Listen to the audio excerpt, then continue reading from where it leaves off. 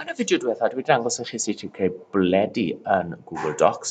Yn y fideo yma, dwi'n dangos i chi sut i gwella ar y bwledi a cael bwledi wedi cael ei customeiddio i'ch dewis chi. So, beth dwi'n mynd i wneud? Dwi'n clicio ar y bwledi, a chi'n gweld mae pob bwled wedi cael ei dewis. Dwi'n mynd lan i Insert, Special Characters, a gallai dewis y cymeriad dwi eisiau. So, gallai dewis rhywbeth o fan hyn.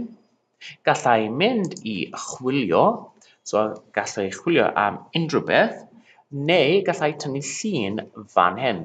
A beth dwi eisiau fan hyn ydy fel y tic fel hyn falle. A chi'n gweld mae'r options yn ei gyd i fi. Dwi'n clicio ar y tic, a chi'n gweld awr yna mae wedi newid e i gyd. Os ydw i eisiau newid e to, gallai newid e to, a gallai newid e to os o'n i eisiau. Okay? A dyna ffordd eich chi yn creu bwledi wedi cael ei customeiddio yn Google Docs.